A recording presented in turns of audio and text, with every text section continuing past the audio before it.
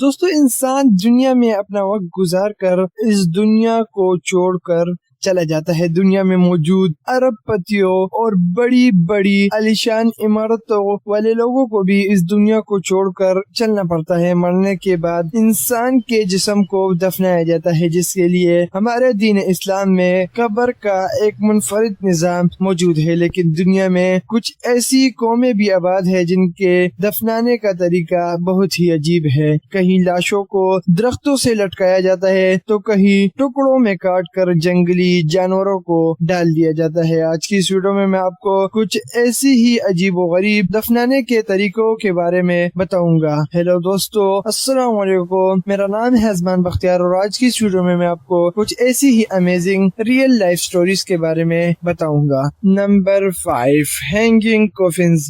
دوستو یہ طریقہ چائنا، انڈونیشیا اور فلپائن میں موجود ہے۔ اس طریقے میں لاش کو تابوت میں ڈال کر پہاڑوں سے لٹکا دیا جاتا ہے۔ ان لوگوں کا ماننا ہے کہ پہاڑ جنت کی طرف ایک راستہ ہے اور جتنا تابوت اوپر ہوگا اتنا ہی اس کا جنت کی طرف راستہ کم ہوگا۔ لیکن انہیں کیا پتا کہ جنت اللہ کے احکام اور نبی کریم صلی اللہ علیہ وآلہ وسلم کے بتائے راستوں میں ہے۔ Number 4، Tibetan sky burial. دوستو یہ طریقہ تبت میں پایا جاتا ہے، جہاں کے لوگ لاش کو چھوٹے چھوٹے ٹکڑوں میں کاٹ کر انہیں جنگلی جانوروں کے لیے جنگل میں پھینک دیتے ہیں۔ جنگل کے خونخوار جانور اور پرندے نوچ نوچ کر سارا لاش کھا لیتے ہیں۔ ان لوگوں کا ماننا ہے کہ یہ لاش زمین پر ایک بوجھ ہوتی ہے اور اس سے جلد از جلد چھٹکارا پانا ضروری ہے۔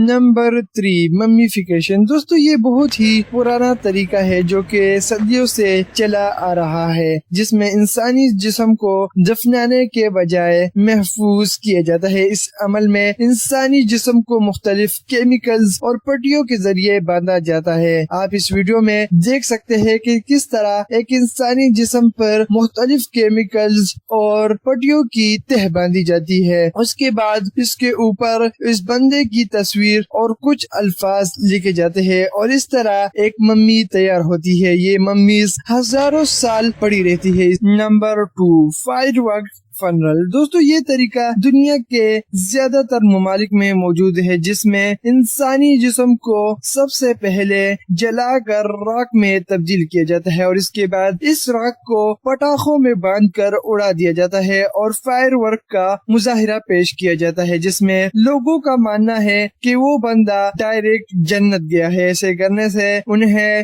$2000 سے $3000 تک نقصان اٹھانا پڑتا ہے۔